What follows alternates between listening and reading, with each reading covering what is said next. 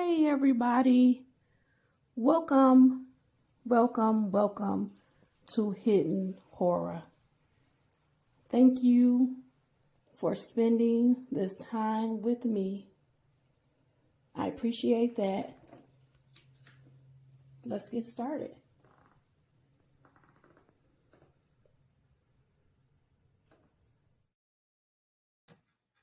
Good afternoon, everybody.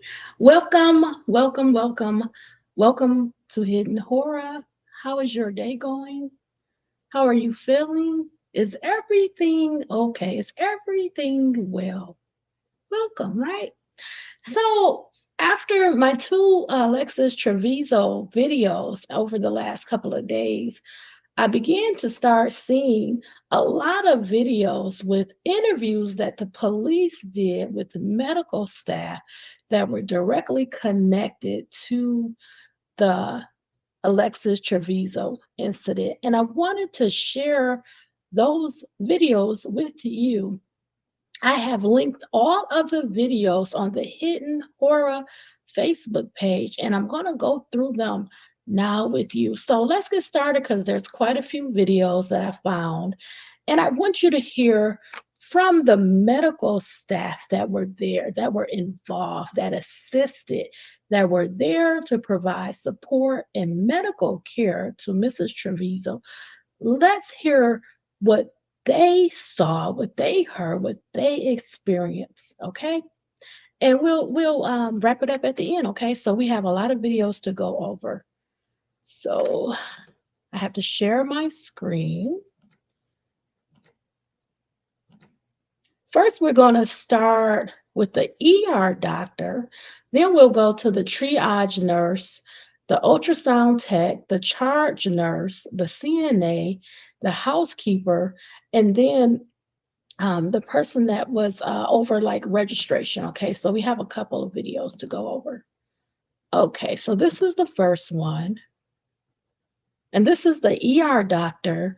She is on video because she works 2 to 4 days a month at the hospital where Alexee Trevizo was. That is not her main job. She has a separate job in a different area where she works. So we'll start here. I set it up to save a few seconds, okay?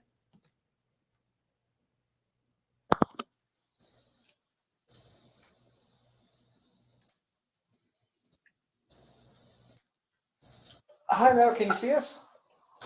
Yes, can you see me? I'm sorry, I just had to pick up my kids. Oh, no, you're fine. You're fine. I'm Detective Minter. This is Detective Gonzalez. Hey, guys. Very, very nice to meet you. Likewise. So go ahead. Give me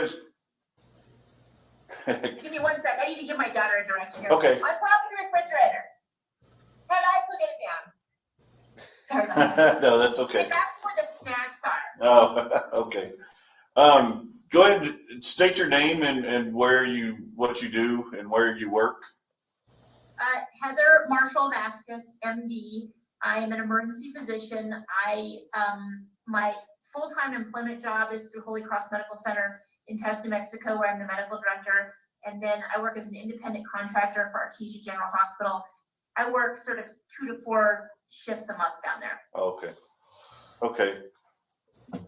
So for January 27th of this year, you came into contact with Alexee Trevizo. Can you tell us what happened on that day? Just from the beginning of everything that happened. Yes, she presented, I want to say it was around 11:30 at night. I don't have the chart in front of me, so there's some details I'm going to have to sort of guesstimate from my recollection. Her basic complaint was for back pain. She was brought in by her mother. We were told that she began having back pain after coming home from cheerleading practice. Sounds like she had gone to bed and then woken her mother up. And so her mother brought her in. And when I initially evaluated her, she really wouldn't sit still. She wouldn't really let me examine her. She had on a very baggy sweatshirt. And, a 19-year-old with back pain, the vast majority of the time, that's not going to be anything serious. But she was just not really acting right. And so I became concerned that there was something else going on, potentially a kidney stone or something like that. I asked the patient and her mother if she could be pregnant. Her mother said, no, under no circumstances. I've been buying pads for her every month. So right here, I don't want to interrupt a lot, but right here, she asked, was she possibly pregnant? And mom said, no, I have been buying pads for her, maxi pads for her every month. And so I ordered our normal evaluation, which would be some basic labs, including a pregnancy test, as well as a CAT scan of the abdomen and pelvis to make sure she didn't have a kidney stone or something like that. The price test came back positive an hour late, maybe 45 minutes later. She's saying now that she performed a pregnancy test and the test came back positive about an hour later. I can't tell you exactly how much time had elapsed when I became aware that her test was positive. So at that point, we sent it for a blood confirmatory test, which is what we call a quantitative HCG, which tells us, it gives us a number instead of just a positive or negative for pregnancy test. It gives us a number. And the reason why that number was really significant was because one of the concerns that you would always have in a young woman who is having back or abdominal pain could be a tubal pregnancy. And so oftentimes we need to correlate the level, the pregnancy hormone level, to determine if it's likely there could be a tubal pregnancy. There's no obstetrics or gynecology at RTG General, and so it would require transferring her. I also verified at that time that we didn't really have the right kind. The ER has an ultrasound machine, but it didn't have the right probe on there. It had what we call the vascular probe, not the endovaginal or the abdominal one, which would be the ways we would look to see if there was a tubal pregnancy or a viable pregnancy. So I was going to have to call the ultrasound tech in. And so it was taking the lab a little bit longer than I would have thought to give us the actual quantitative HCG level. And so at that point, I started getting very nervous because I figured, well, maybe it's a really high number, maybe they had to dilute it down. And I wanted to check on the patient, and I asked the nurse where the patient was, and he said, well, she's in the bathroom. And I said, oh my goodness, how long has she been in there? And she'd been in there for like 20 minutes. And so at that point, I became very concerned, and I said, you need to get her out of there right now. So it took a while for them to find a key. The nurse was knocking on the door, and we heard the toilet flush several times. Okay, so I just want to pause it here. So what she's describing is, while they're waiting for the results to come back, she wants to talk to Alexee Trevizo, and she wants to know, where is she? She's in the bathroom. She's been in the bathroom about 20 minutes. They hear some flushing. They're saying, hey, what is going on? She's been there a long time. You got to get her out. Okay. So they're concerned. They're concerned about what's going on with her. And so at that point, finally, the door opened and there was just blood everywhere. And so even though we didn't have the right probe for the ultrasound machine, I felt like I'm just going to look, because I had already called the tech in, but the tech wasn't there yet.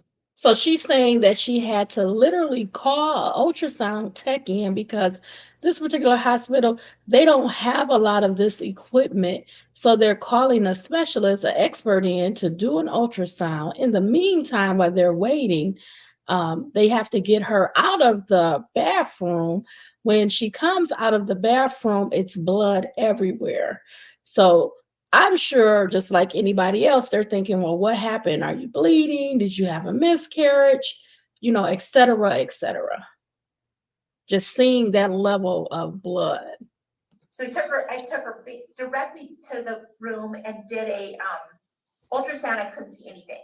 Again, it was the wrong probe. It's not the right probe to even, I don't even know if you could see any, like it's the kind of probe that we use to put like special IVs in the neck. Mm. So she's saying, due to them not having the proper equipment, she attempted to do an ultrasound, but it was not working. It wasn't showing any imagery. So you really got to just wait for the ultrasound tech to come, which they were waiting on her to arrive. So it wasn't the right kind of probe. But she was bleeding a lot. And so we went directly from doing the ultrasound. And again, I was waiting for the tech to come in, to doing a pelvic exam. And it probably took me 10 or 15 minutes to, when I did the pelvic exam, her cervix, the opening to the uterus was just wide open, and there was just blood pouring out. Okay, so she's saying that when she did a pelvic exam, looking down there, her cervix was wide open and blood was coming out right there. That says she probably had just pushed out the baby in the placenta for her cervix to be wide open.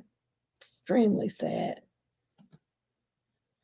And I was really mystified as to what could be happening, because I thought, well, maybe she's having a miscarriage. It probably took me 10 or 15 minutes to evacuate all the blood. And just as I was finishing with that exam. So it took her 10 to 15 minutes to remove all of the blood. That's a lot of blood. That's a lot of loss of blood.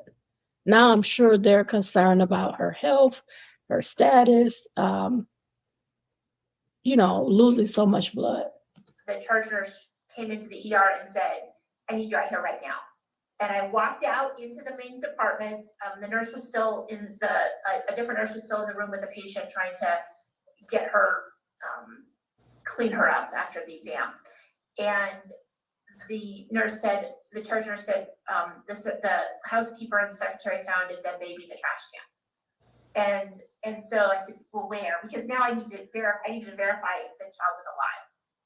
So they brought me the trash can. I ran into the trauma 2 room, the resuscitation room, and dumped it out. And it did not take me very long to determine that the child was dead. And I mean, the decision to not attempt resuscitation, really, the temperature was cool, and I also did not want to contaminate if it was a crime scene. So at that point, then my attention shifted to making sure that the mother was stabilized, because I realized she just delivered a baby. I didn't know where the placenta was. She could die from a postpartum hemorrhage. So I contacted the on-call obstetrician at Loveless Regional in Roswell and said, I need to transfer this patient to you emergently. They said, yep, just send her up. I think the fire department just took her up right away. But before we transferred her, I talked to my team. I said, look, we're not going to talk to her until we have police present. I want witnesses present for our discussion with her. At that point, several of your officers arrived. They arrived very quickly. And we went in and I said, we found a dead baby in the trash. And she said, well, it came out of me and it wasn't moving, so I just put it in the trash. And the mother started screaming at her, I knew it, I knew it, I knew it. This is after they've both sworn up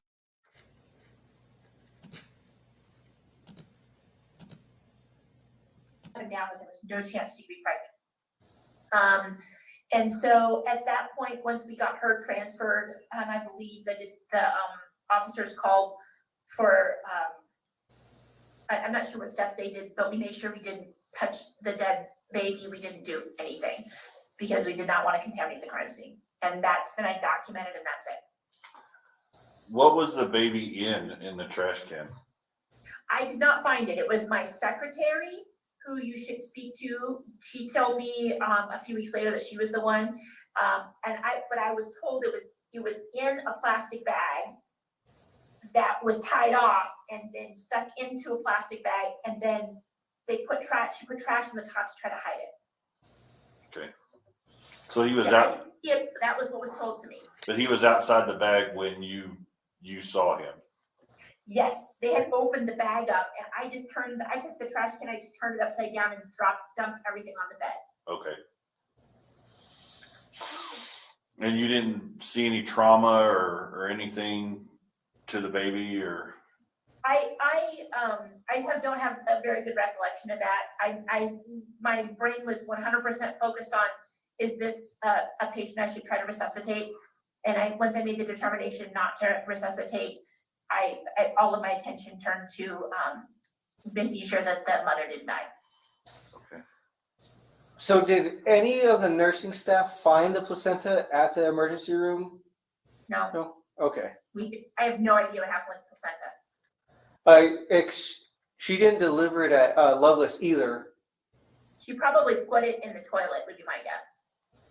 And would that have been something that was able to be flushed? It depends on how broken up it was. I mean, you know, if it's torn, you potentially could have been flushable. Or it's possible the housekeeper could have thrown it away without thinking it was just bloody, you know, because there was blood everywhere in the bathroom. Really? And did she say anything other than after you told her that you found a deceased baby? Did she say anything? Just that it wasn't moving, so she put it in the trash. Okay. And mom screaming, I knew it, I knew it. It was a really unpleasant experience. I'm sorry for that. I really am. Is there anything you think we should know that we haven't asked? No, I mean, you have autopsy results and you can, you know, obviously make your decisions based on that. She was extremely duplicitous. She lied to us the entire time. It was it was an extraordinarily difficult case. The nursing staff were distraught. The housekeeper was distraught. I don't even know what to say. I mean, it's been a terrible case. Yes, ma'am. One of the worst I've seen in my career. I've been an emergency doctor for 20 years. I've actually never seen anything like this.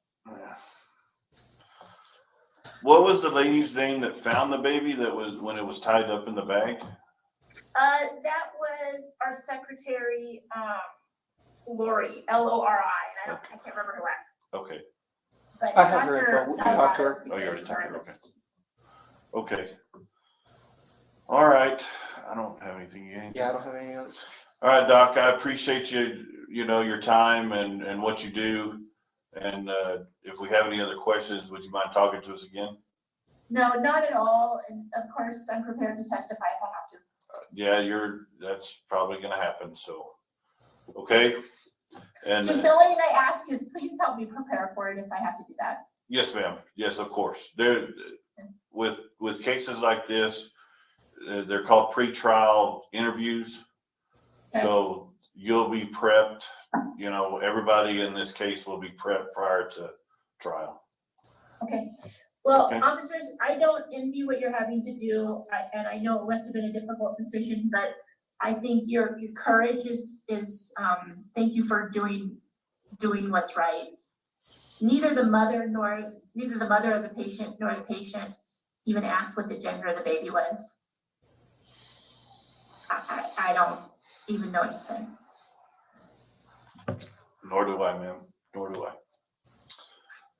Okay. Well, just know my prayers are with you guys as you sort of sort through this. So. You as well, ma'am, and have a good rest of your weekend, okay? Okay, will do. Thank All you, right. sir. Bye now. Bye. Okay, so that was the ER doctor's experience, and I want to now go on.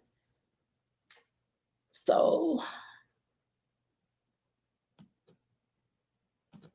one moment.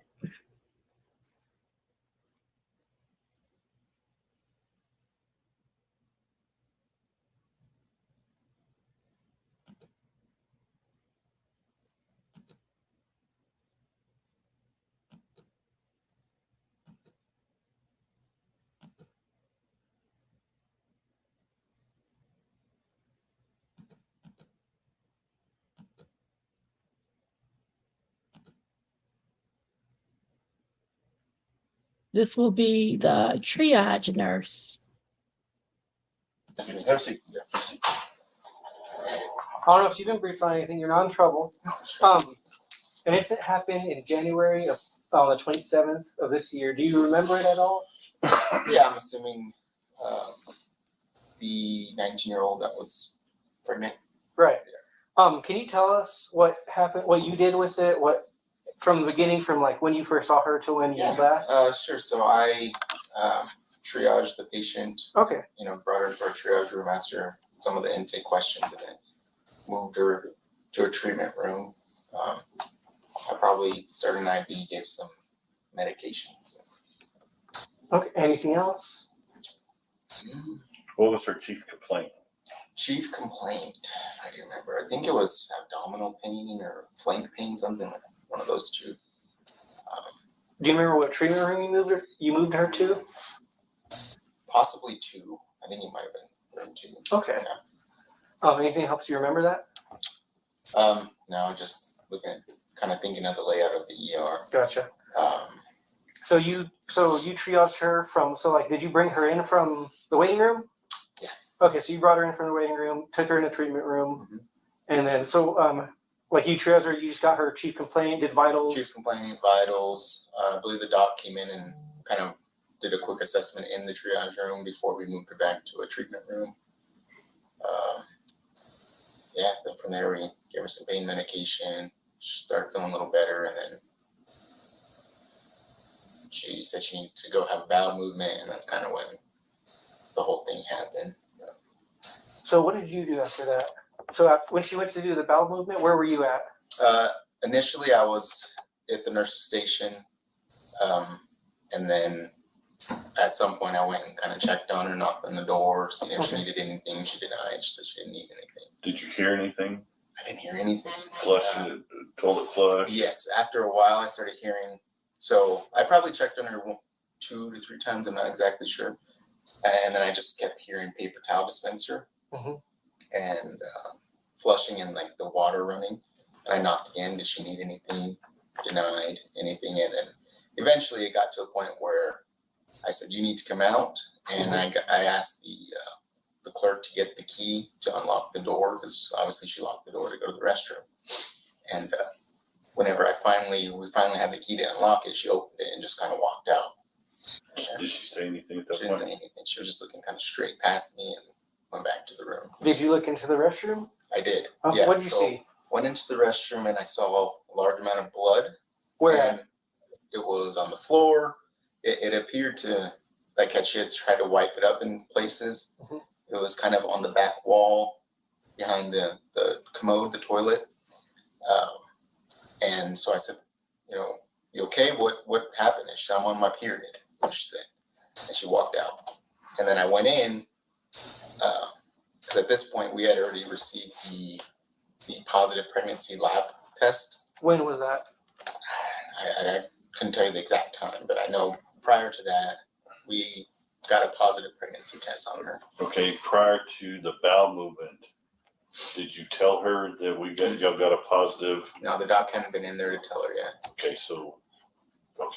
Yeah, so went in there and I did look into the trash can at that time to see if there had been anything tossed, but the liner was fresh and completely empty. I didn't pick up the can, obviously I would have known.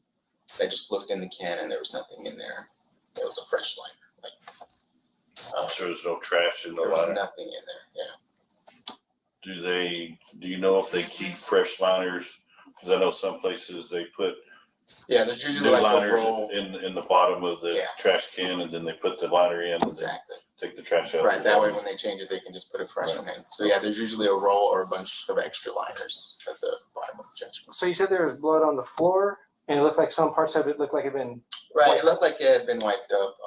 Well, and you said on the wall. Was there any on the toilet?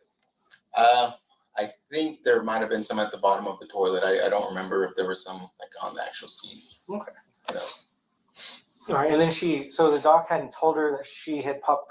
not yet. So because speaking with Vasquez, she said that, and don't quote me on this, but y'all did a urine and then a blood. But right, so typically they'll do a urine and that just tells you negative, positive, and then they do the blood. It kind of gives them a range of how far along. So she did is. the urine come back after as well, or so did all of it come back after she came back? It probably all came back before. Okay. Before But the doctor would be the one to tell her. the doctor would be the one to go into the room and tell her. And after she came out of the restroom, that's when she went in to do a vaginal exam. Obviously, we didn't know what this blood was from. We were a little concerned that maybe she had known that we were going to figure it out and that she might have harmed herself or something in the restroom. So the doc wanted to go check her, but obviously that wasn't the case. And how long have you been working here? Here, about 5 years. Okay. Yeah. So during your time, if someone, That's really sad that the medical staff thought she may have tried to harm herself, and that's what the source of the blood was in the bathroom, which we all know that was not the case, that she had given birth to her son in the bathroom. But it's just extremely sad. But let's continue. someone were to pull the emergency cord in the, have you been here when somebody's Oh, pulled that? For So the restroom somebody- specifically. Right. So if somebody pulled that cord, y'all would have known. Oh yeah, the restrooms typically at every facility will give a different chime than a room, like a room call bell. Right. It's like more of an urgent chime, I guess I would say. Yeah, just so that way everyone knows it's not just your normal. Right. And to your knowledge, that alarm never went off. That alarm never went off. Okay. So then what? So why not tell medical staff that you needed help, that you gave birth to the baby? They're at the door. They're there to assist you, let alone, again, there's a cord, a bell, a button to push for help, whether you could have called on staff. Why not try to get help for yourself and the baby? Occurred. So after that, her and the patient went back to the room. The physician and a female nurse went in to do the vaginal exam just to make sure everything was good there. I believe, I wasn't in the room, but I believe that's when the doctor said, hey, your test came back positive for pregnancy. She adamantly denied it up to that point, even with me the entire time. She said she was a virgin. She's had her period every month consistently. So the doc was doing that. Then you said that, and she told you that when you were She told me that in triaging. triage, Okay. yeah, that she was a virgin and that she had her last pregnancy was just prior on that month and had. You mean period? Because Yeah, you sorry, said pregnancy. I'm sorry, yeah. Her period, she had them consistently every month. So then I started doing my charting, and then we called in the housekeeper to clean the restroom. We call it like a terminal clean, just when it needs to be mopped and everything. And then she felt the weight in the wastebasket, and then that's when we found the baby, and then moved it into the trauma 2. And Did you find the baby? Did you see the baby I saw the baby in the trash can or? in the trash can. HT, he was there. He's another nurse, and Leela, she's the housekeeper. They initially found it, and I went over there and saw what they had. And what exactly did you see when you looked in the trash can? I think at that point they had already ripped the bag, but it was just laying, at the base of the trash can under the liner that they had pulled up. And there was like some paper towels in that bag with the baby. And then we moved it over and took it out, put it on the bed, on the stretcher. So HT and Leela found it. So what made you go to them? Did they tell you something? Or did you just go? I believe Leela basically called out for HT, I think, and then he went over there, and then I went over there as well. Okay, after. You went to go see what happened? Right, to see what, because typically if someone's calling out in the ER, it's not Bad. good. Yeah, it's usually not good. But, Well, you said you've been working here 5 years, so yeah, we weren't here about 5 years. so you're already prepped for something bad? Well, not necessarily like this. This is definitely unusual for us, but yeah, for bad stuff. If you hear someone kind of calling out, you always go check to see if they need help, basically. And could you tell if the baby was alive or? They did not Passed. look alive. It didn't look They alive. look alive. It looked. But also, I think the time had passed since she left the bathroom and it being in the bag. It was just How long do you think that was? maybe like 10 or 15 minutes. I just have a guess. I don't know. And after the doctor went in and told her she was pregnant, did you have any other contact with her after that? With the patient, Mm-hmm.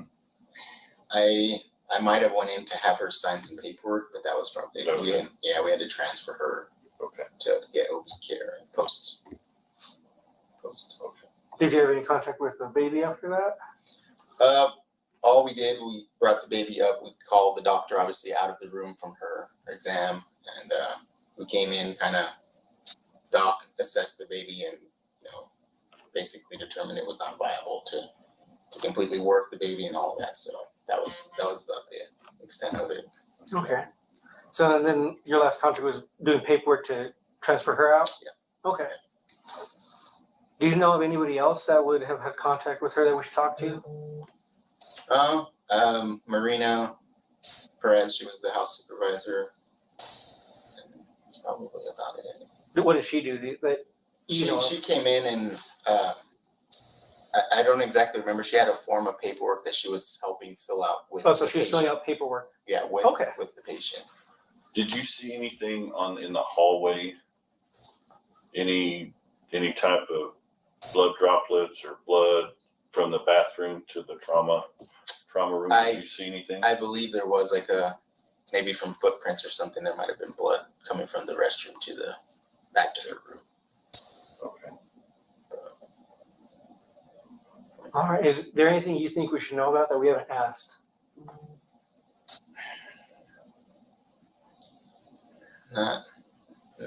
Not necessarily, not like factual things, just it seemed like we were being just deceived from the beginning, but that's just my take on it. It seemed like she was very manipulative with us. And what did she appear like when she came in? I mean, could you because I know most women you can tell unless they're a large woman, right? She's a petite girl. Could you tell that maybe she was pregnant, or? I could not. She was very, what would be the word? Not necessarily standoffish, but anytime you asked her to lay down, she would kind of maneuver away from you almost. It seemed like, thinking back, she wouldn't want you to kind of, it was at least what it seemed like to me, she didn't want you to discover, that she was pregnant. And she wore really baggy clothing. And she wouldn't sit still for you. I'm sure she was very uncomfortable too, but yeah, she wouldn't allow you to do it. All right. Can we get a Do you like? Okay, so we're going to go on to the next video. You can kind of hear the same tone, the baggy clothes, her not really wanting to be examined, kind of pulling back. A lot of them felt like she was manipulative, that she knew she was pregnant. She just didn't want it to be discovered. So let's go on to the next video.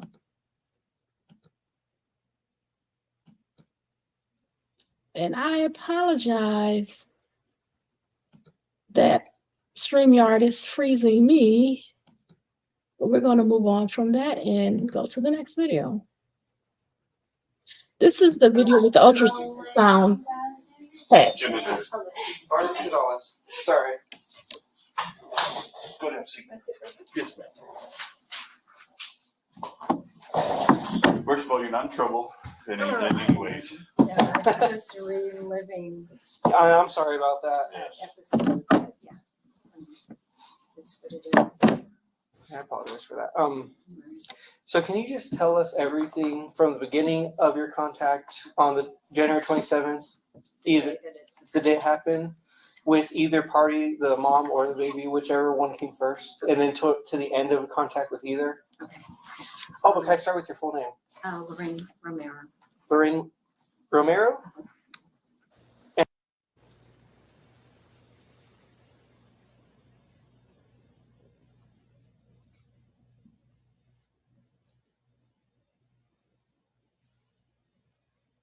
All right. Okay, and so can you start from the beginning for me? Okay, so because I do 24/7 call for ultrasound, so I got a call. I couldn't even tell you the time. Maybe it was 8:30, 9 o'clock. At night? Mm-hmm. Okay. Mm-hmm. So I come in and they asked me to come in for a stat ultrasound.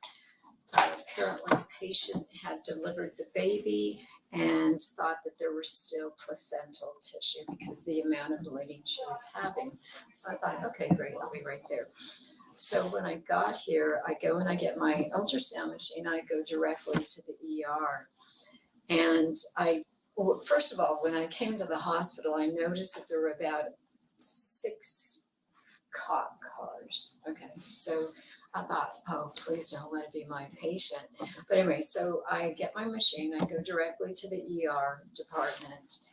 And I said, where's the room that I'm supposed to go into? And they said room 2. So I'm taking my machine over to the room, and there's 2 cops in front of the door, and there's 2 police officers inside the room that the patient was in. So I'm getting ready to go in.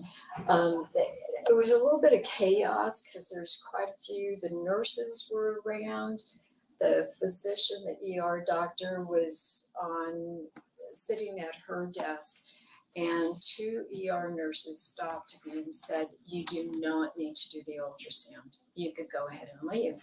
I thought, that's fine. Grabbed my machine, started to head back to my department, and then the physician, I can't even remember who the ER doctor was. I can't remember her name. But anyway, she said, Lorraine, do me a favor. And her hands were covering her face, and I saw that she was distraught. And I said, what can I do? What's wrong? And she said, I really do need for you to go in and do the ultrasound. And I said, okay, that's fine. And we're still looking at the same diagnosis. And she mentioned to me, she said, no, this is disturbing. She pulled me aside. She was whispering to me, and she said, apparently what the patient did was she walked in, she goes to the restroom and delivers the baby in the restroom, and then puts the baby in a bag, because the garbage that we have throughout the departments are pretty tall, and there's those large garbage bags that are pretty sturdy. So I guess she delivers it in the bathroom and pulls placenta and everything out, throws the baby into the bag, goes in the garbage. And how she ended up in the room for me to scan her, I have no idea. I didn't get details. No, that's fine. Just what you did. Mm-hmm. So anyway, so I go into the room with her, and I know that I need to scan her, but I need to scan her through the vagina, not through the belly, because I noticed that there was a significant amount of blood on the table. And there was a police officer in there, and I was a little bit uncomfortable with him being there, and so was she. So I asked him if he could step out and just stand by the door. So he did that. So I didn't want to have a conversation with her after I was given this information. But she was talking to me, and while I'm trying to get things set up, and she says, I don't know what's going on. She said, I didn't know I was pregnant. I'm a cheerleader. I started gaining a lot of weight. My clothes were tight. I was taking birth control pills. So she said, this didn't make any sense to me. I don't know what to tell you. And I did my scan, and then I left. And that was the end of your contact with her? Mm-hmm. Okay. Other than her telling you that she was pregnant, taking birth control, and her clothes got tighter, did she tell you anything else that may come to mind? And did you use the belly ultrasound or the vaginal? Through the vagina. Through the Mm-hmm. Yeah, and still there was, some tissue, because when you deliver, whether it's a normal delivery or not, sometimes still placenta tissue can still be in there. Mm-hmm. And so she was having a significant amount of bleeding. But after that, I stopped. I told the doctor, and I sent the report out to be read, and that was it. So And it wasn't till the morning too, when I walked in, and this is Artesia. I'm not from Artesia. I just work here during the week, and word gets around, and I just was hearing stories of what really happened. I never knew the details until I walked in the next day. Okay. And I just didn't say anything. and how long have you been a Ultrasound? tech? For about 20 years. Okay. So is there any other trauma or anything to that part of the body that would lead you to believe that she didn't give birth, or? No, because, and after talking to the ER doctor, I mean, she was obviously in labor, and I think she knew that. And so my assumption was, she panics because when she was talking to me, she was talking pretty rapid, and she was like, I don't understand. So, was it all mental, psychological, who knows, but she definitely knew what she was doing, and what was doing was wrong because of the way she was talking to me, just stating, I didn't realize I was pregnant, and, but I'm taking birth control, so, I mean, she was panicked, but, I didn't see her being in a state of mind where she did not know what she was doing. And that's just my perception working with women, well, not just women and men, and scanning in general, who's a little bit off. And I didn't get that with her. She's pretty much, and she felt it. I mean, you could tell that she was, I don't know if I should say if she was worried or she was concerned because she knew what she did was in the wrong. That was just the impression I got from her. Is there anything that we didn't ask that you think we should know about? I don't think so. Okay. Yeah. I didn't read up on cards either. My apologies. Your HR lady has my contact information. Okay. And mine as well. And so if you have anything you want to add that you didn't think of right now. Okay, so that was the ultrasound tech giving her account of what she felt happened in her experience. Now we're going to go over to the charge nurse. So let me make sure that I'm sharing this screen.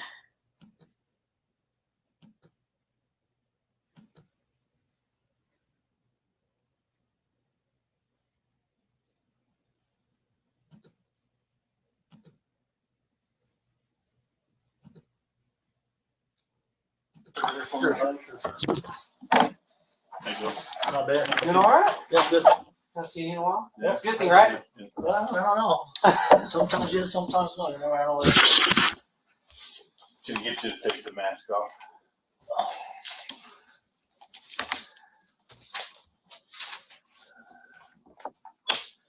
You're not in trouble. I know that. I know, but it's just something we gotta say. So. All right. You all right? Mhm. Haley? We were talking about some other things. Oh, okay. So it has nothing to do with this. Okay. I had some problems with some people on the floor, so Ah, gotcha. There's always, it's always there's that always way. something. It's always that way. There's Yep. always something. Part of being human, right? And that's part of being in a hospital. There's that. So, Mr. Halliday, Yes, sir. can you just Tell us your name. My name is, I go by HT, but my name is Hilliard Truman Halliday. I'm a licensed RN in the state of Oregon and a multi-state compact license throughout the United States. And how long you been an RN? 10 years. 10 years. And you live here in Artesia? I live in Hagerman. You live in Hagerman? I've worked here. I've worked in Ruidoso. I've worked in Tucson at Northwest Medical Center, Oro Valley. They also have a standalone marina, standalone ER. And I also worked at Bay City Area Hospital in Coos Bay, Oregon. Wow. Okay. so you've traveled. Mm-hmm.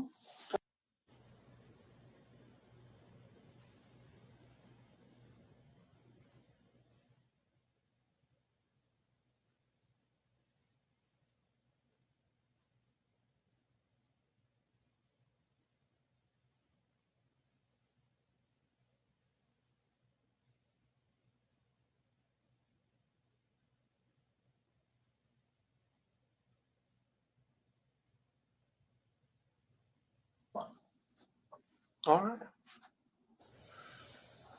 So I know you already told me before, but can you just, from the beginning of your contact with either the mother or the child, can you tell us from the beginning to the end everything that you have had, that you witnessed? Well, I was the charge nurse at Okay. ER that night.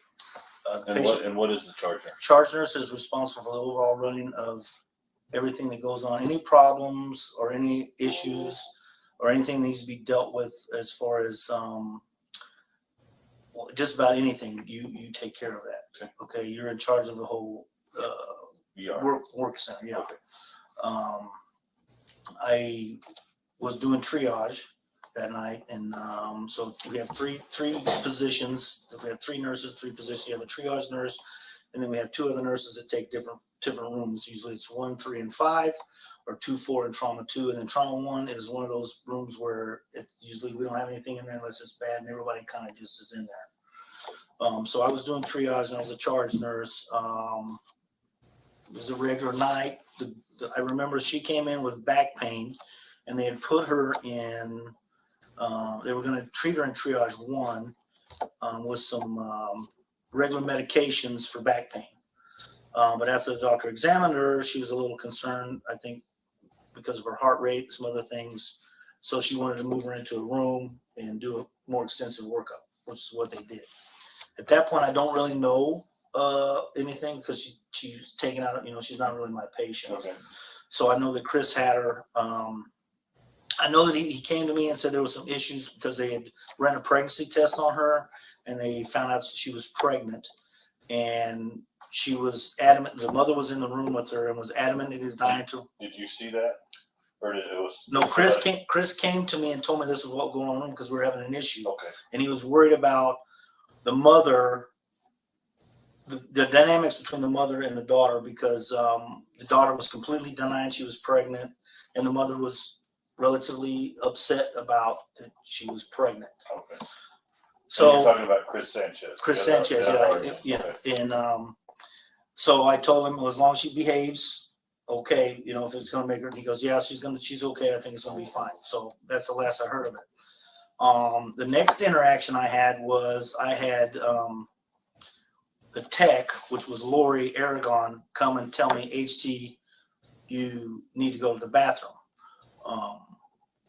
So I went to the bathroom. There was quite a bit of blood in there. So this was after she came out. She went to the bathroom, was in there for a long time.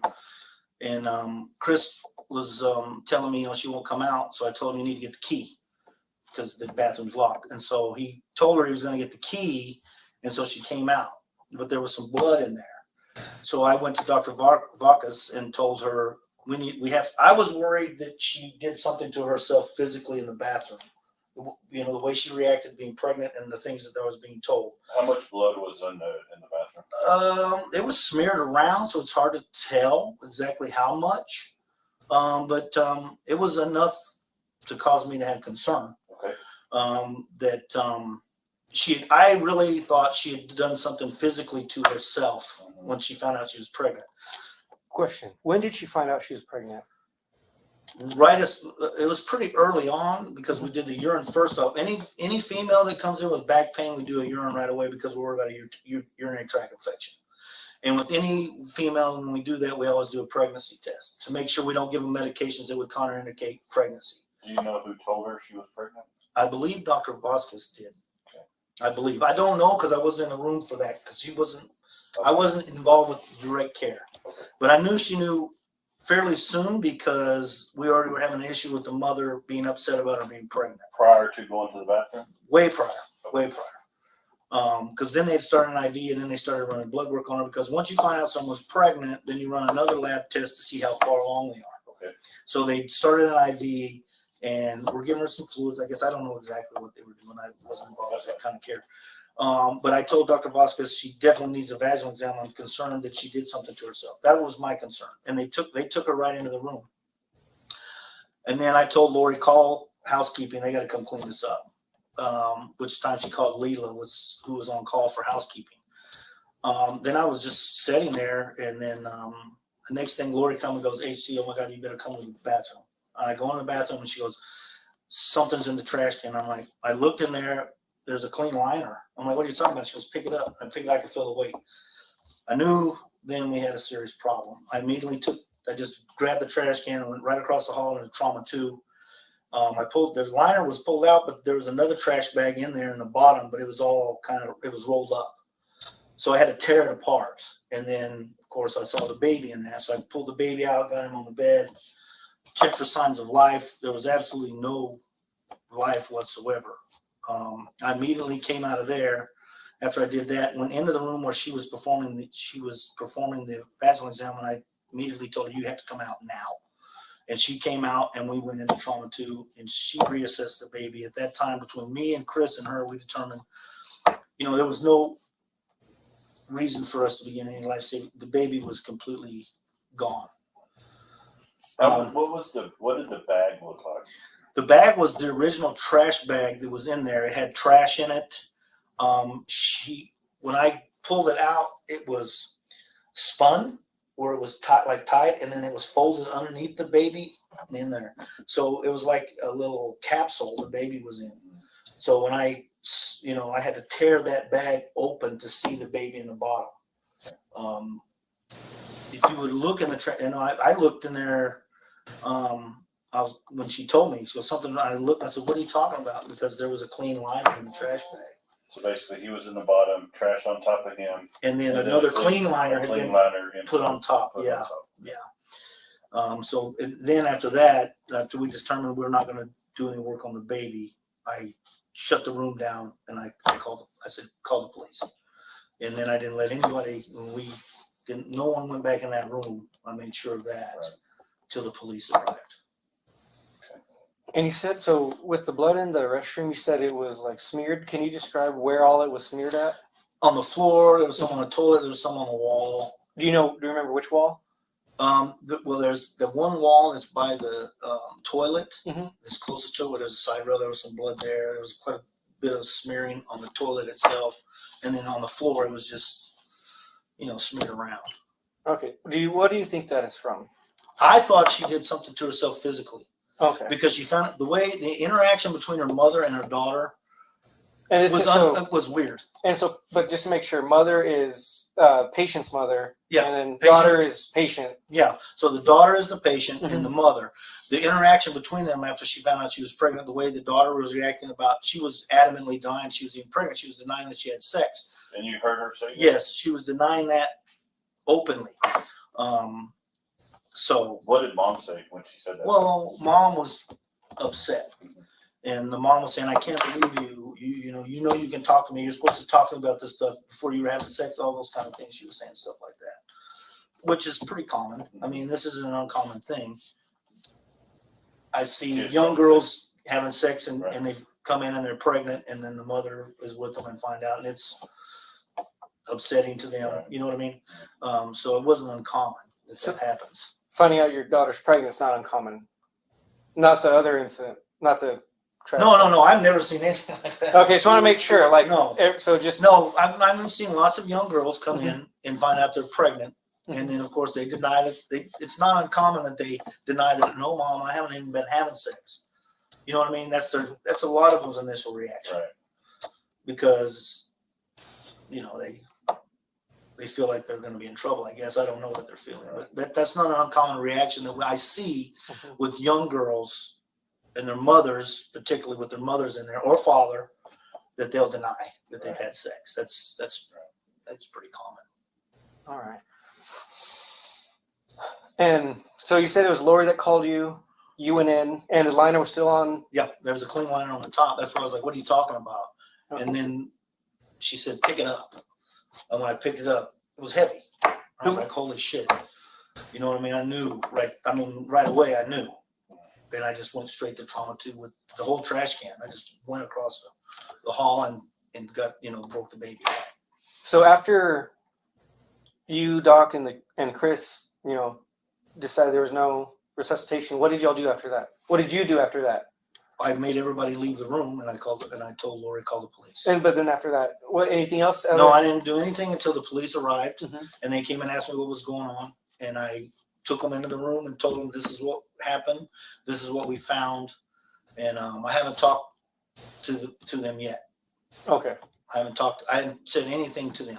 So between the officer arrived. So from the time of declining resuscitation to officer involvement, you didn't have contact with patient or mother? No. Okay, just want to make sure. No, I didn't go in the room till after the policeman showed up, and then I went in there to talk to the patient, and asked her why was the baby in the trash can. And what did she say? she said that it just came out of her and she didn't know what to do. That's what she told me. And did she say it was breathing, not breathing? She didn't say She anything didn't like say that. anything. No. She just said it came out. She didn't know what to do. Right. Okay. And at that point, did mom say anything? Mom went kind of a little bit irate, like, "Oh my God, how could you, you know?" But I think the mother was in the assumption that it was a miscarriage, and I told her, "Ma'am, that is not the case. This is a full-term baby that was placed in the trash can." And then and that's when I told the mom, "Ma'am, if you can't control yourself, I'm going to have to ask you to leave the room," because she's 19, she is an adult. Right. And what did she calm down? No, she actually left. She went outside. And outside to like the waiting room? To the waiting room, yeah. Okay. And then she came back in. Once she calmed down. Yeah, and then when she came back in, and then once I talked to the police officer and stuff, some of the family had started showing up. And she went back out there, and at that point, I told them, because the officers asked me to not let anybody in certain rooms, and so I told everybody, and I even went out there and addressed the family. I said, "I'm sorry, the police are here now. This is kind of an investigation thing. We need to find out what happened, and no one will be allowed back into the working area anymore." Right. And so I kept them in the waiting room. Did they have any comments? Not one. Really? I was really surprised. Not one person asked me about the baby, if it was alive, if it was dead, if it was a boy, if it was a girl. No one asked me anything. She didn't even ask. No, she didn't ask. The only thing. That's like extremely just sad. You know, where was the concern, the care for the baby? You don't ask if the baby is alive, you know, what happened, what's the sex of the baby. It's extremely sad. I think she started doing was crying and started talking about she didn't know what to do. Not one. I've never seen I've delivered multiple babies and I've seen multiple miscarriages, and I've never seen a reaction like that. And I don't even know what to say about that. I've never seen anything like it in my life. How would you describe the reaction? I think there was no emotion except for herself, and she really wasn't even crying tears. She was just, and the only thing she was upset about was that I think she was going to be in trouble with her mother. That was her only concern, in my opinion. There was no concern for the baby. No one asked me any questions about the baby. Not even the family members, when I went out there and talked to them, did they say, normally people, I would think, would say, was it a boy, a girl? No one asked me one question about the baby at all. Not one. The whole time? The whole time. No one asked me anything about the baby's condition, if it was a boy or a girl, anything, nothing.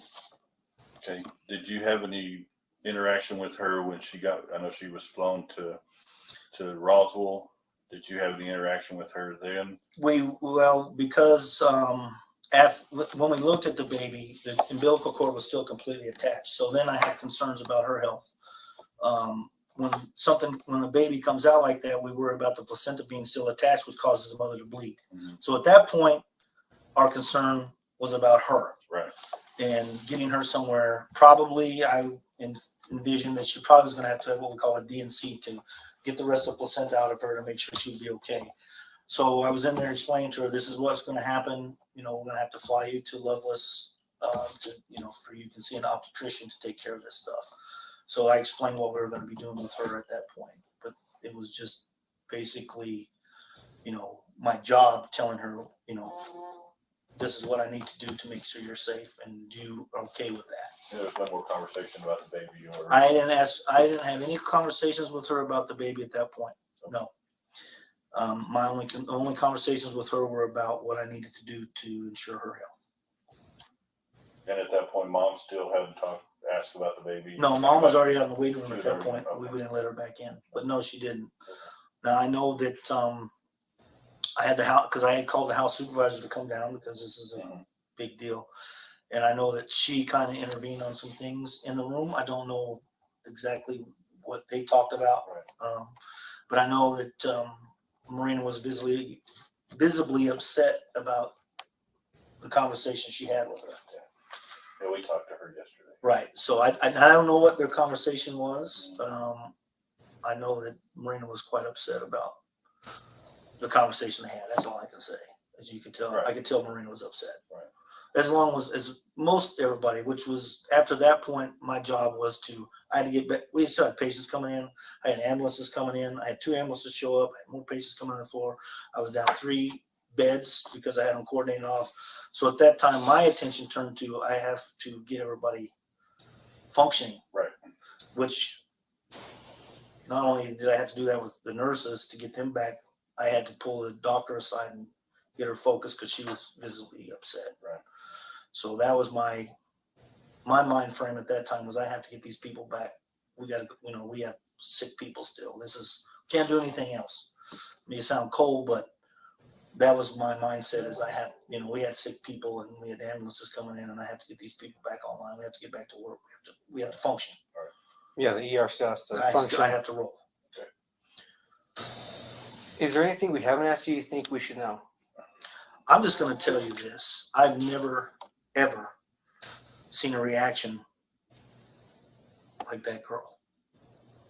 I don't even know what to say about it. There was zero emotion. I don't even know what to say. I've never seen anything like it. I've seen women that are only married or not married, but pregnant for 6 weeks and they lose that baby and they're a mess. You know what I mean? That girl went into that bathroom, made no sounds at all, and the baby came out of her. And I don't even know how she functioned that way to do what she did and with no emotion. I've never seen anything like it. And it was a pretty good sized baby. Pretty good size. It looked term to me. Yeah, me too.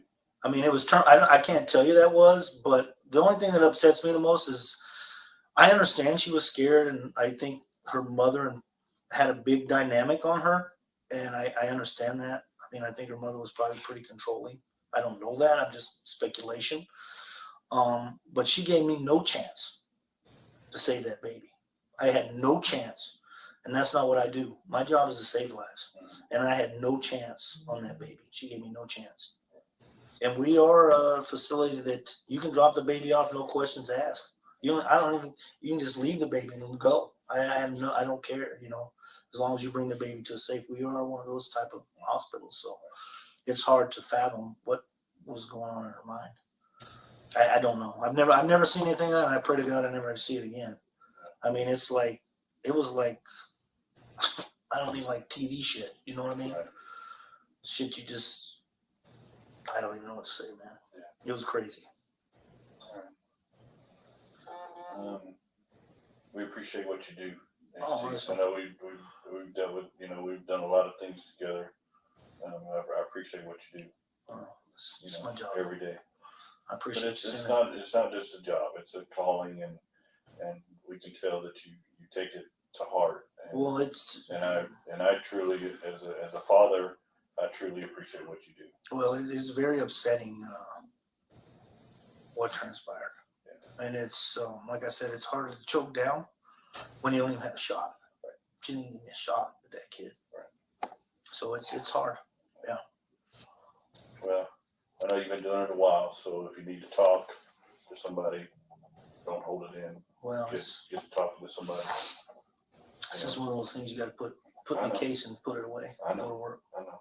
I've done it many times. You can tell that the medical staff, they really experienced trauma with this situation with Alexee Trevizo. They are really, called to set their feelings to the side to still give her that care and, get her to where she needed. But they're traumatized after this. I don't think any of them experienced anything like this in their careers. So you know what I'm saying? Well, if you have any questions, let us know. Cynthia has my contact info. If we need to get a hold of you, it's okay. Is it okay to get a hold of you again? Absolutely, man. Okay. Yeah. You know, in my opinion, you know, that kid didn't have a chance. And I don't know what she did or didn't do. Can't say for sure. But I know she gave me no chance. Right. And that's all that matters to me. I didn't get a chance. You get a chance to do your job. I didn't get a chance to save that kid. And I believe wholeheartedly in my every fiber of being I'd have saved that kid. Or we would have got that, he'd had a shot. We'd have got him out of here alive. I don't know, but you know what I mean? I like I said, I don't know. I didn't inspect the child that closely. Once we looked him over and, you know, there was no signs of life and he was gray and there was absolutely no heartbeat. There was nothing, you know, to present life. But I always feel like I always have a shot. Right. With whatever comes through my door. This is the one you didn't have that option. I didn't have an opportunity. I mean, I've delivered, a month or so prior to that, we had a lady come in and was breech. The kid was hanging out or blue. And that kid is alive today and well. That's good. So, you know, I really feel like we didn't get a shot. All right. Well, try not to hold it in too long. All right. That is what it is. Well, you're in that line of work. It just keeps piling. Well, that's how it goes. Yeah. All right. Well, appreciate it. No problem. Hopefully you don't. Okay, so that was the charge nurse. We're going to go next to the CNA. Let me share my screen.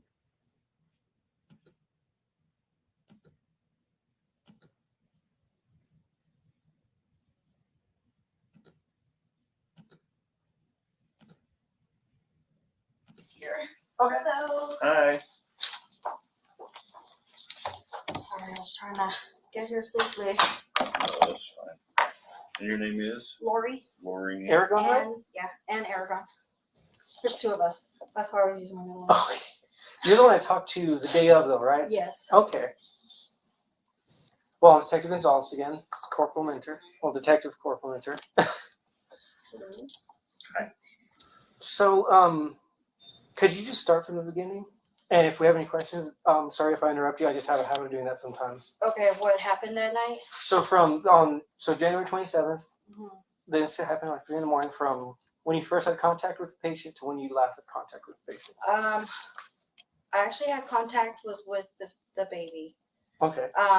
She had buzzed to go to the bathroom, so one of the nurses was going in there anyways because she was gonna set up for them to do like, you know, pap smear and everything. So she was like, I'll go ahead and disconnect her and she'd go to the bathroom. So I was like, all right. So she was in the bathroom and then Chris, which is one of our other nurses, he was like, because I was like, dang, she's flushing that toilet like an awful lot. Oh, so you noticed her toilet Flushing, yes. And then he was like, well, damn. So I went and I knocked on the door and I said, are you okay? And she said, yes, I'm fine. I'm just having a hard time going to the bathroom is what she replied. So I was like, okay. And then I was like, well, push the call light if you need anything. So you told her to push the call light? Yeah, if she Okay. needed anything. And then So you hear the CNA is saying she told Alexee Trevizo, if you need anything, press the call light. Because that's what they are. They're there to assist them. like a few more flushes had gone by, and then that's when Chris was like, I don't know, because I told him, what if she's having a miscarriage in there and, you know, flushing stuff down the toilet?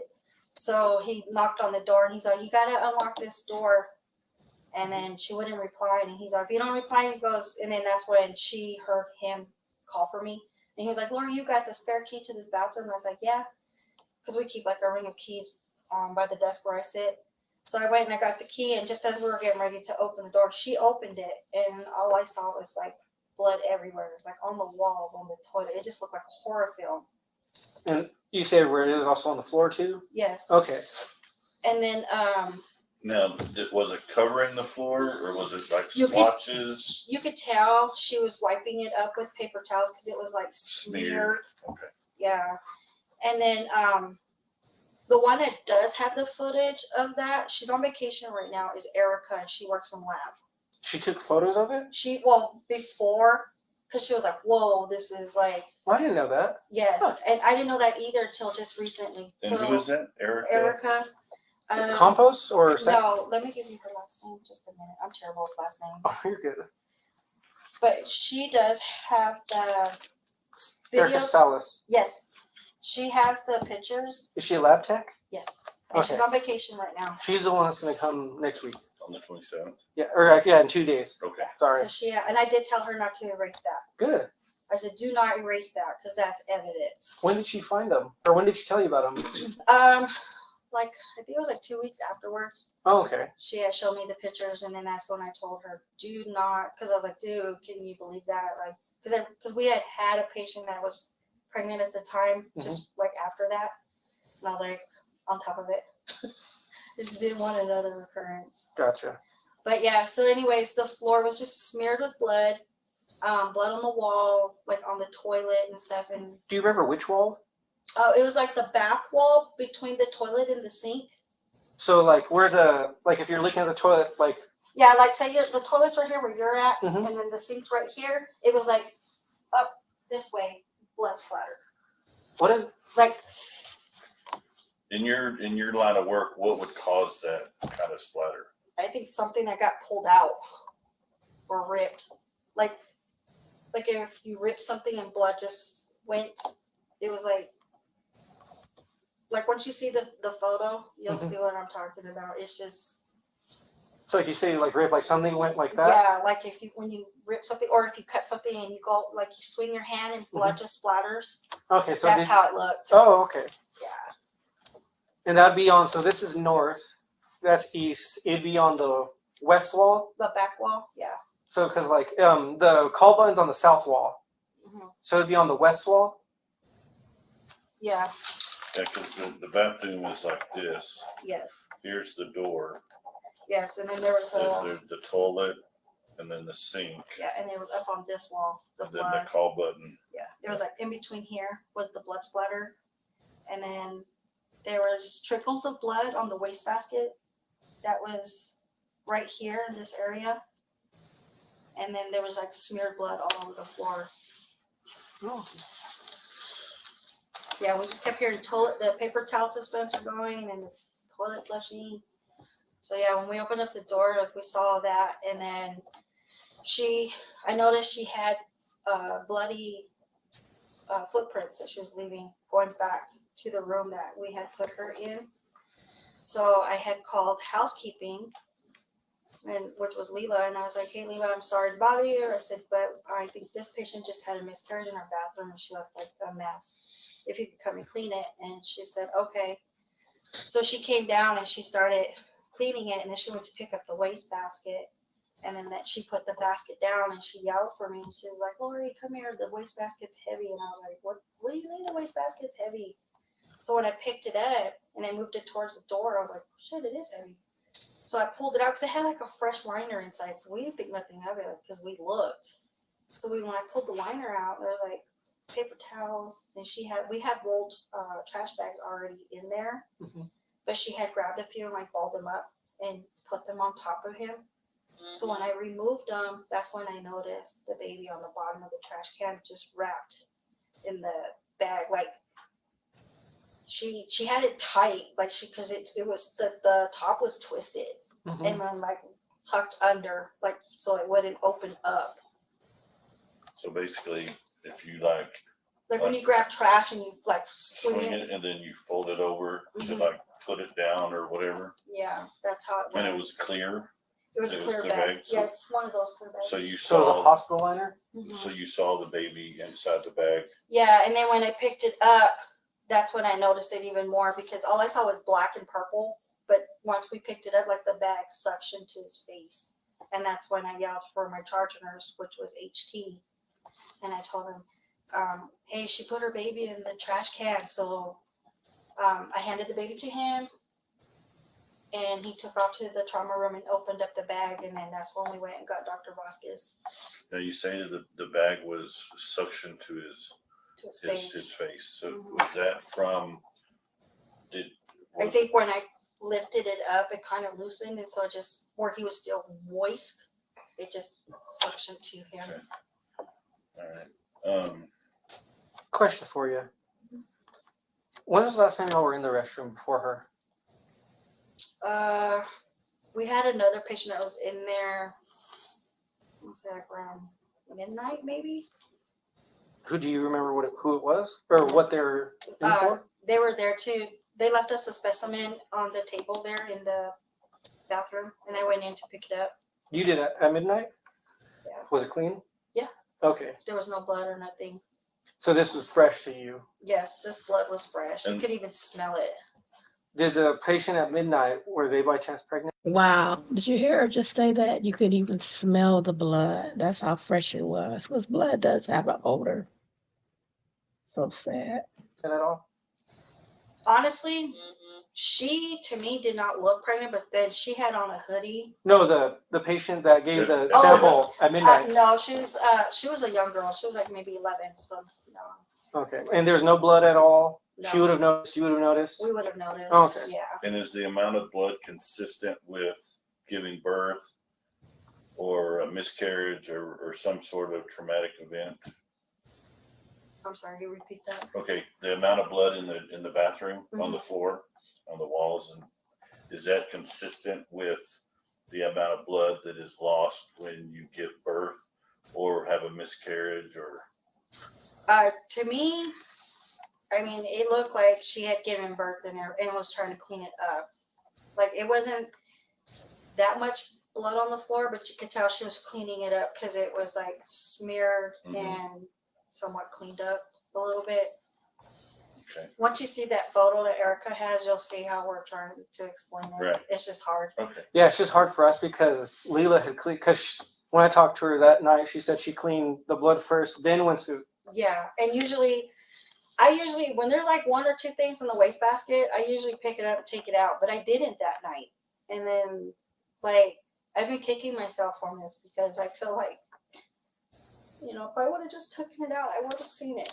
Well, no one prepares for that type of thing. You know what I mean? Most people don't. Wow, that's kind of sad that she would even have that thought that if she had done something different.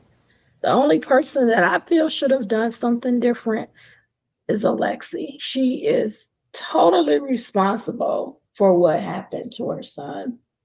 Act like that. So don't blame yourself for it. Yeah. Because it's not a natural thing to do. I mean, it's just hard because I'm a mother, I'm a grandmother, and I've dealt with death before, but never like this. Right. Like it was horrible. Don't beat yourself up about it though, because it's something most people don't plan, or most people can't think of it.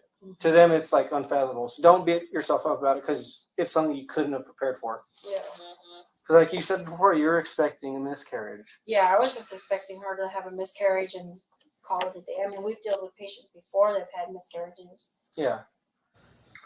So once the baby was taken into the trauma room trauma room, Yeah, you went into trauma too. okay, did you have what happened? What did you do at that point?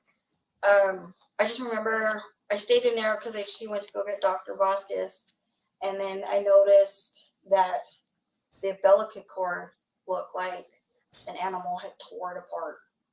Like, have you ever eaten string cheese? Like, when you twist it, that's how the bottom of the umbilical cord looked. And I just remember it caught my eye, and I was like, God, this chick really ripped this thing apart because those things are hard to cut. Right. Did you find the other part of the umbilical cord? No, I'm not sure if she had delivered the placenta because I wasn't in there when they did the final examination. But either she delivered it in Loveless or she flushed it. You guys didn't find it at all. We didn't find it at all. I even looked in the little cabinet that we have in our bathroom because it has like a bottom cabinet. So I opened that up just as I didn't want no more surprises. And how big would that be? How big would the placenta be? Do you have any idea? No, I would say maybe me personally giving birth myself, to a full-term baby, it would have to have been about the same size as the baby. How Because I've seen placentas where we've delivered a few times here, full-term babies, and their placentas are pretty good size or like that. Like they fit inside of one of our basins. right? And is it thick It's Or like is- a, or is it like it's kind of thinnish. kind of like a sirloin steak Yeah, thin? Like a- you know, looks like roast beef to me. okay. Oh, that's not a good Um, picture in my head. I'm just trying to describe So- it, but we didn't see it. Okay. And that honestly, I thought that's what was in the wastebasket was her placenta. Mhm. I did not expect to see this full-term baby wrapped up in a trash bag. So,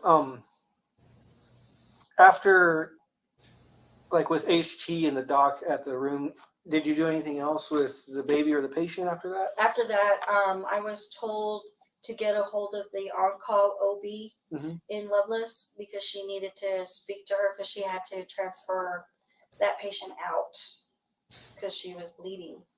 Okay. And so you're the one that talked to the OB?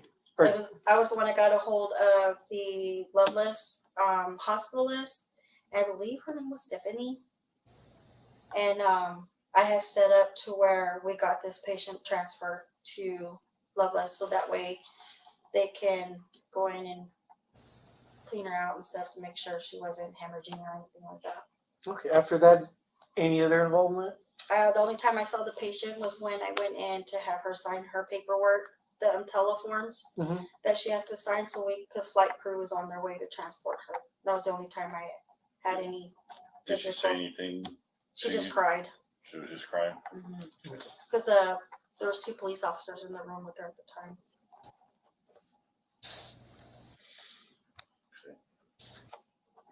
How many times did you hear the toilet flush, do you think?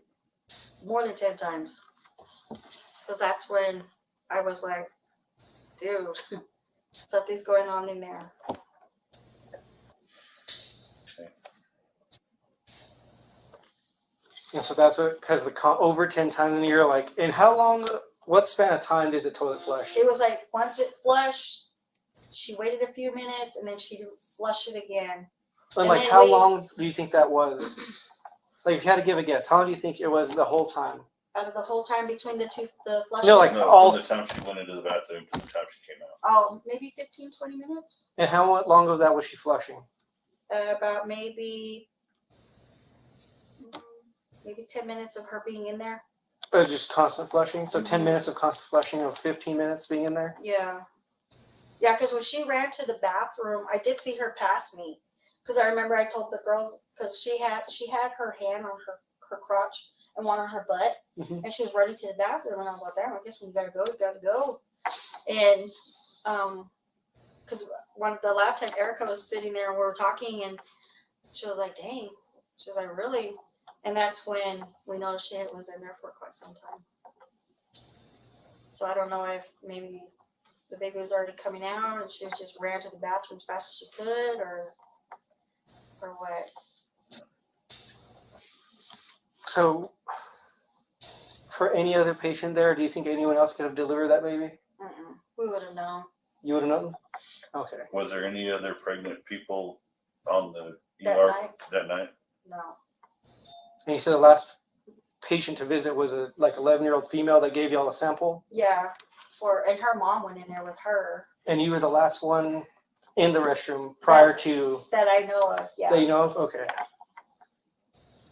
All right, and you didn't notice anything like that, right? Mm-mm. Okay, just gotta make sure. Just gotta make sure. No, I didn't notice nothing like that in there when we go to get urine from the bathroom. And I mean, patients were in and out of that bathroom. So I'm thinking, like, even the males, if they would have seen something like that, they would have said, hey. Especially a dude like, hey, what? This bathroom's disgusting, you know. Right. Right? Is there anything you think we should know that we haven't asked you? No. No? Okay, well, I think I gave you guys everything I pretty much know. I mean, that's just something I'm never going to forget. right. Well, and I appreciate you telling me about Erica because we didn't, we took photos after everything was clean. I didn't even know there was photos. So that's news to Yeah, me. and then I had forgotten your name.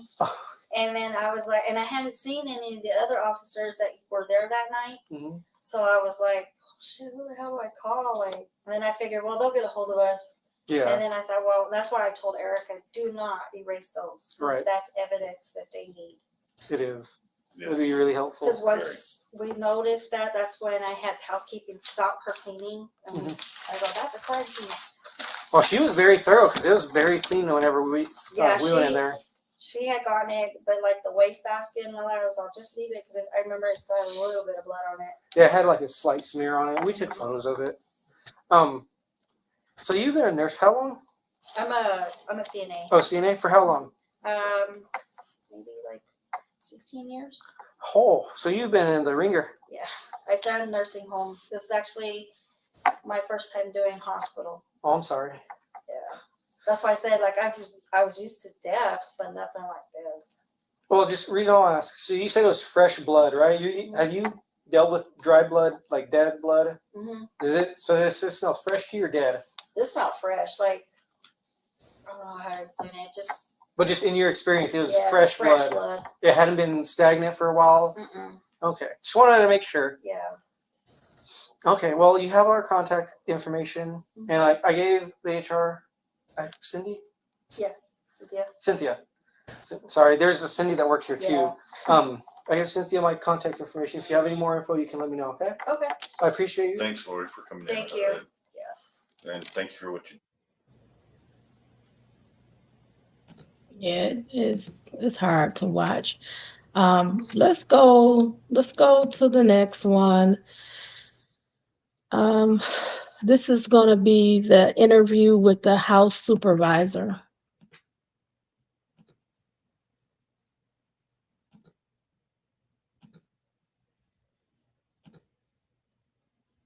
I've met you before. I have seen you lots of I times. met you too. So, Detective Gonzalez, Corporal Mentor, Detective Mentor. Okay. So we're just talking about the incident happened on January 27th. Okay. Can you just tell us from the beginning of your contact with the patient or maybe from last contact with either? Yes. Okay. So I was up at the medical floor and the ER tech had called and said, the doctor wants you to call in the on-call lady for the ultrasound. So I'm like, okay. So I called in the ultrasound tech. And then I don't know how much time lapsed. I don't know that the house supervisor phone rang again, and it was the girl from the lab. And she's like, Marina, they need you here in the ER right now. And I was like, okay, what's going on? Because I had noticed the ER board on the computer. There was like maybe 2 or 3 patients in the ER. I'm not sure. And she's like, well, and I'm like, it's okay. I could just tell by her voice something was wrong. So we hang up and I take off to the ER. And as I'm coming in through the radiology department into the ER, I meet up with Lori and HT, who was the charge nurse that night. And HT says, okay, look, this is what's happened. This girl came in with abdominal pain. And once we put her in a room, she said she needed to go to the bathroom. We let her go to the bathroom. And she was there for a good while. They had several attempts to knock on the door and ask her, hey, are you okay? Do you need any help? And she said no. She was okay. And so I guess they felt like she was in there for too long. So they were like, hey, you need to come out.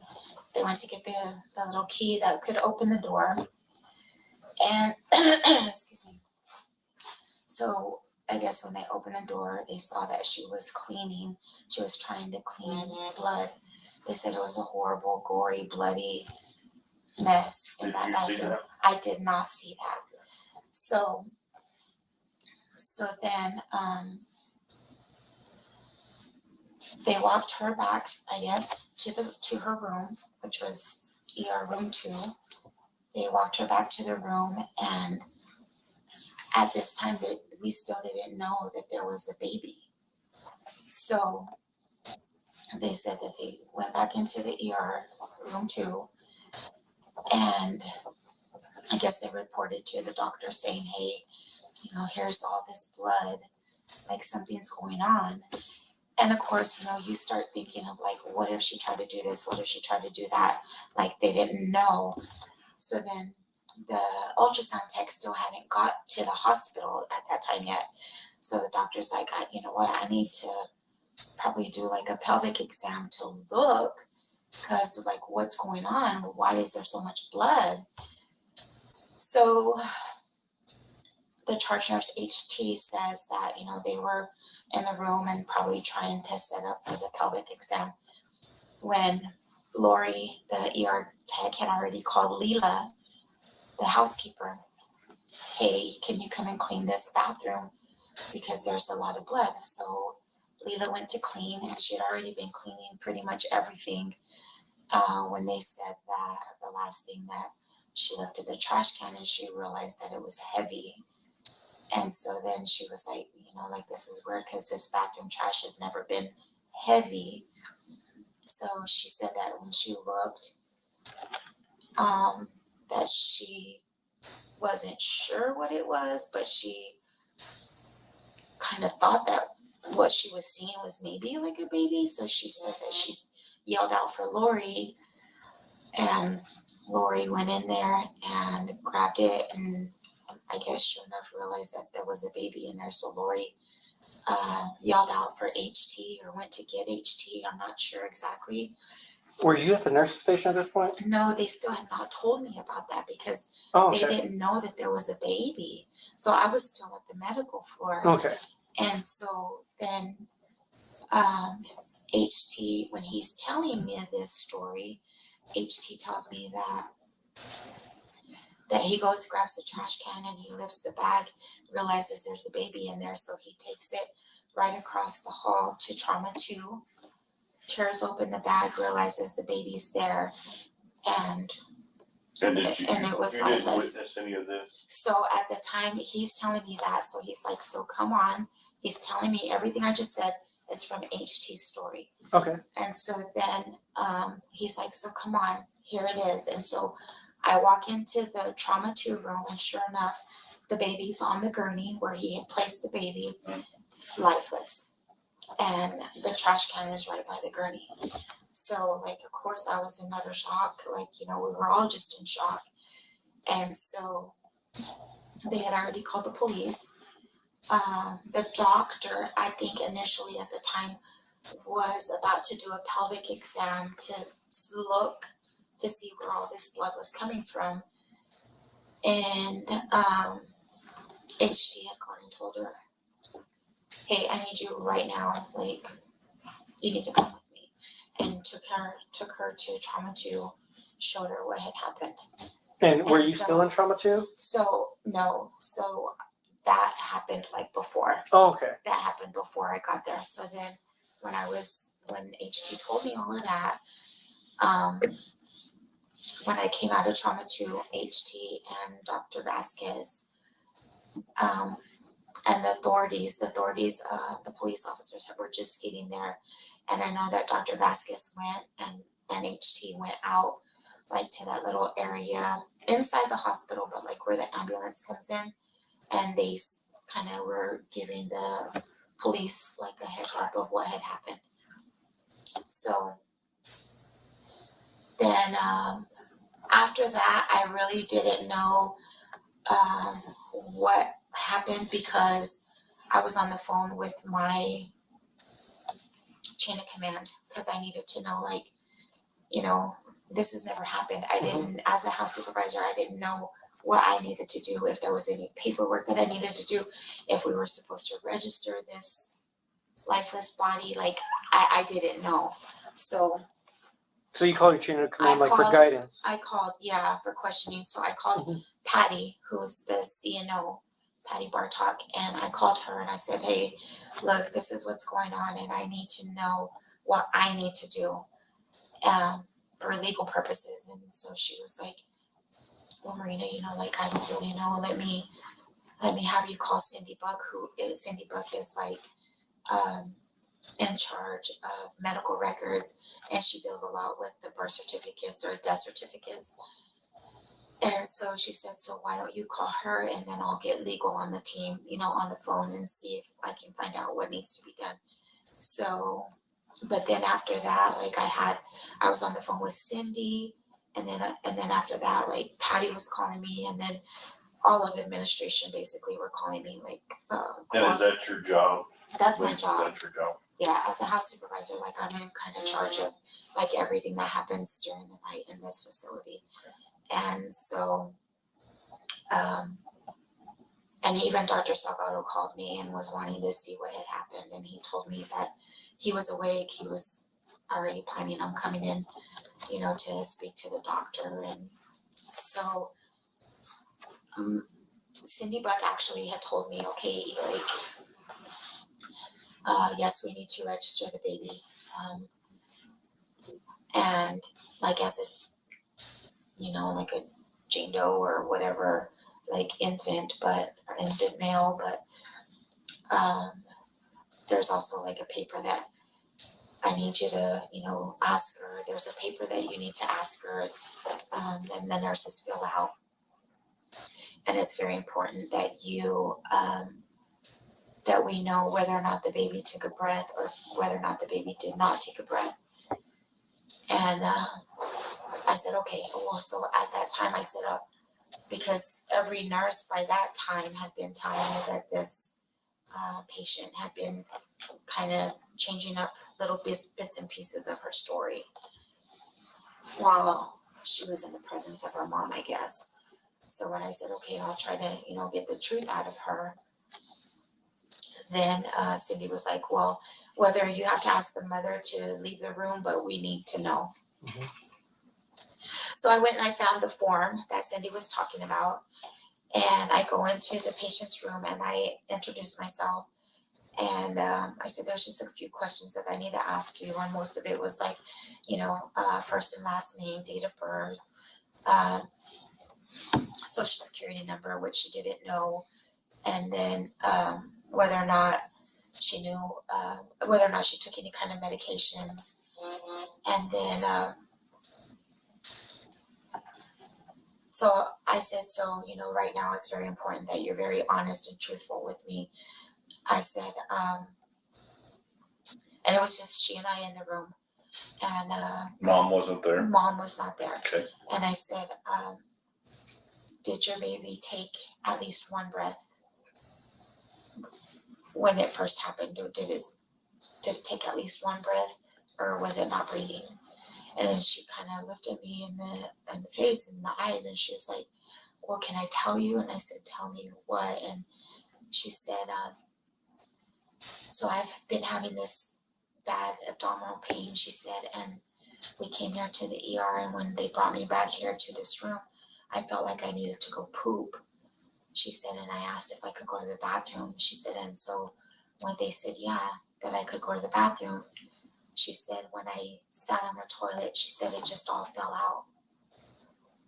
And she said, but when I had it in my arms, it wasn't breathing, it wasn't moving. And so, of course, you want to be very, very judgmental at that time, and you have to bite your tongue sometimes. But, my first reaction was like, I wanted to say, hey, well, then why wouldn't you call us for help? But I didn't. She said, so he wasn't moving, he wasn't breathing. So I just placed him in there. Was that the last contact And you had with her? Then, so then I asked, so do you have, was it a steady boyfriend? She said yes. And then I said, did he know that you were pregnant? And she was like, no. I said, did you know that you were pregnant? And she said, no. And then I said, so do you want to include him? Because there was a section for like the birth certificate. And I said, so do you want to put his name down as the father? And she said, for what? And I said, this is all new to me too. So this would probably be for the birth certificate as well as a death certificate. And she said no, that she didn't want to put him down. And I said, okay. So I think she had to sign it, and she signed it, and then that was it. That was the only contact that I had with her. And then of course they were transferring her to Roswell to be seen by an actual OBGYN doctor. But that because after that I was just on the phone with my administration team. Because you're in charge of like the whole operation, so you just had to make sure everything was flowing. Yeah, Okay. yeah. I had to make sure that if there was paperwork that needed to be signed or filled out, that I needed to make sure that that was done before she got transferred out. Okay, so you just handled her paperwork before she got transferred out. So you said, how long have you've been here? A while. Yeah, I've been here at this hospital for 23 years. Oh. Yeah. Going back to when you were talking to her and she said it wasn't breathing, Yeah. and did she say I just placed it in the trash? Or She or just what? said I didn't know what to do. She said I didn't know what to do. So I mean, and I don't even really, to be completely honest, I don't know if that was her wording that she placed it in there. I don't know. I don't remember her wording, but I just know that she said it just all came out and she had it in her hands and that she didn't know what to do. She didn't know what to do at the time. And so I'm like, I don't want to say that she said that she placed it because I don't remember. That's okay. You don't have to. That's fine. That's Yeah. fine. So, other than what we asked you, is there anything else we didn't ask that you think we should know?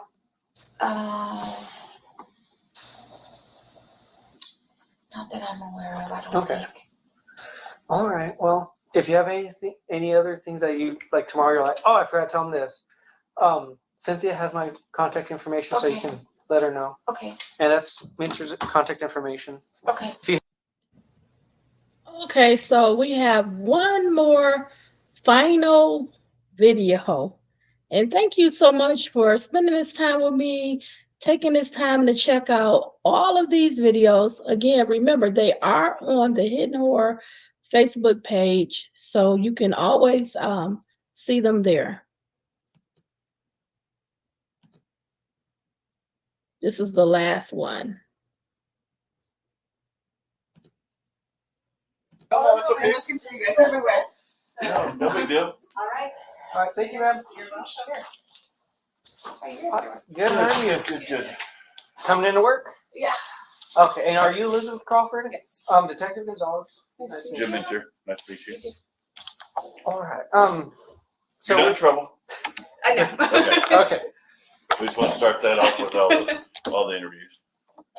So if you could you just tell us everything from your contact on January 27th with either the patient or the child, any contact you had from beginning to end? I didn't have much contact with her until she exited the restroom.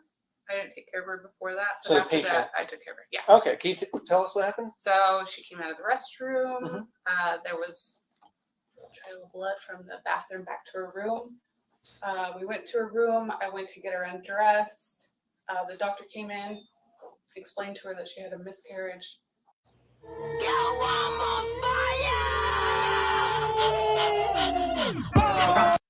and her mom had a back and forth about it. The doctor said she had a miscarriage? Yeah.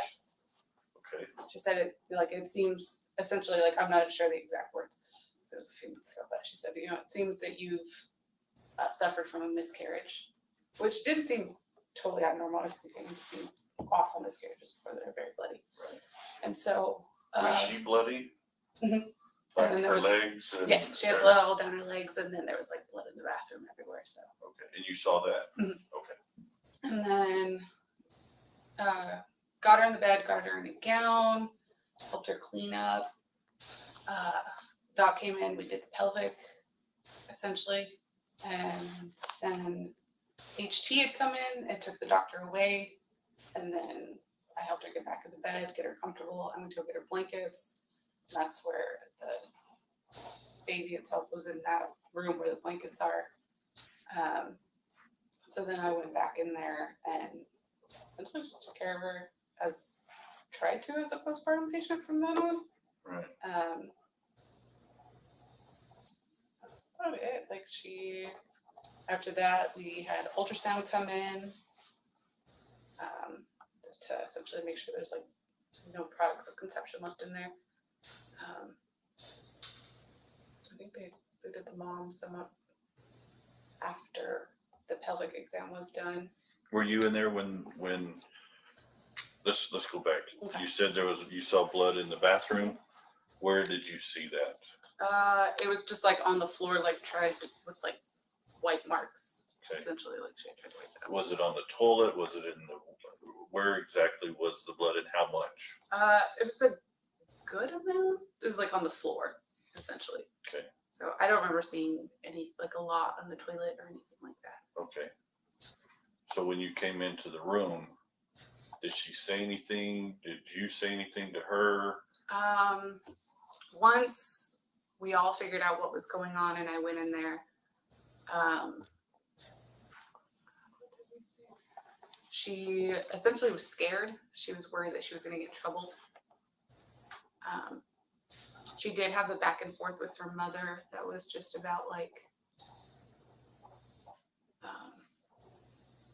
they had said, oh, the mom was upset because she had had sex and hadn't told her.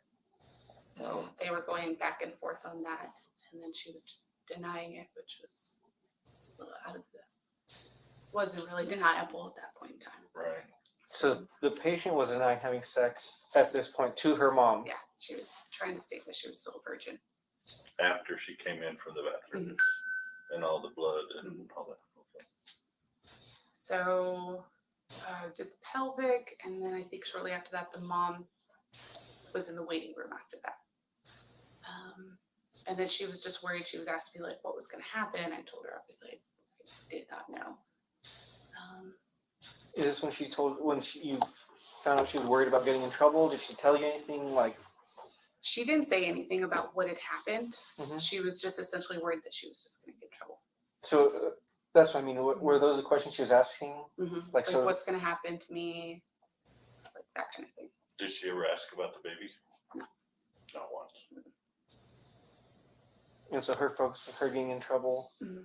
and anything other than that she talked to you about? She did at one point in time when the ultrasound tech was in the room with her, ask if there was anything. She pretty much said, would there be any like bad outcomes if she had stopped taking one medication and stopped taking another? And I said, well, what medications are you talking about? She said, well, what would happen if I stopped taking birth control, started taking weight loss medications? So that's kind of interesting. She's saying what would have happened if I stopped taking birth control and started taking weight loss. So it's kind of indicating that maybe she was on birth control at one point and Alexee decided to stop that and possibly start taking the weight loss pills, because that was found in the baby's toxicology screen. I can't pronounce it well, but if you go to the video I did yesterday, I think it was called Frenton Time or something like that, with a P. That was the weight loss drug that was found in the baby's toxicology screen. And again, it's showing very little concern for the baby's well-being, if the baby is alive. Again, all of the accounts are pretty much accurately saying the same thing, that she did not have concern about the baby or the baby's well-being or even the baby's sex. I don't know. It's an odd question. I thought so. Reaching your weight loss goals starts with hers, where you can get access to compounded GLP-1 injections. And how long have you been in RN? 9 years, almost 10. And you live here in Artesia? In Carlsbad. In Carlsbad.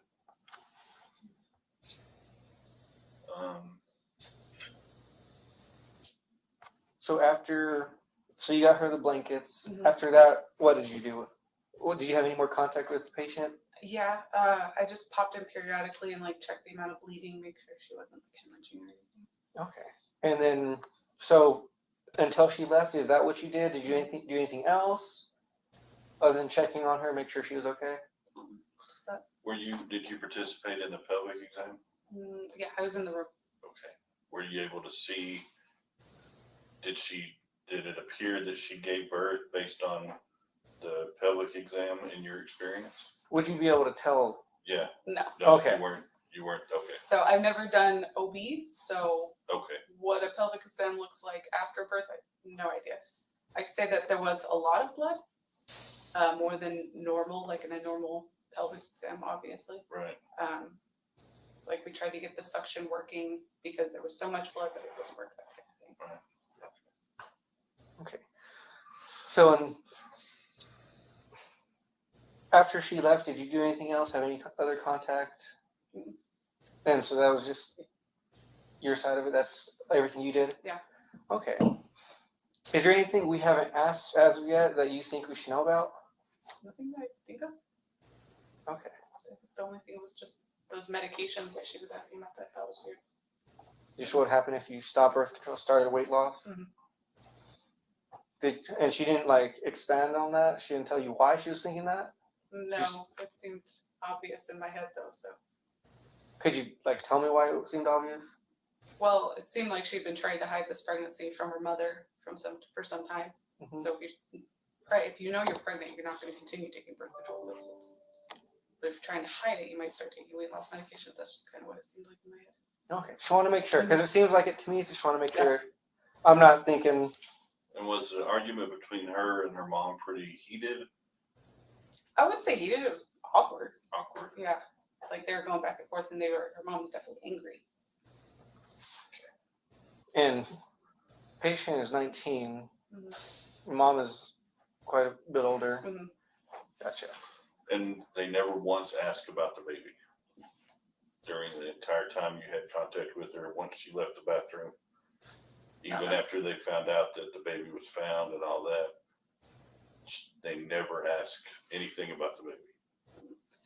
I did go, now that I think about it, I did go check on the mom just to give her an update. And I think she asked about the situation, like asked what was going on. And I told her I couldn't tell her anything.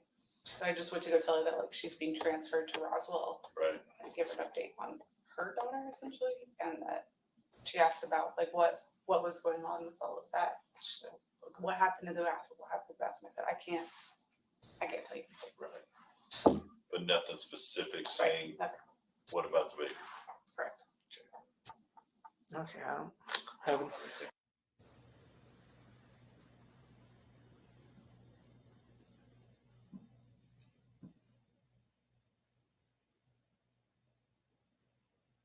Okay, so I'm gonna. Got a birthday coming up.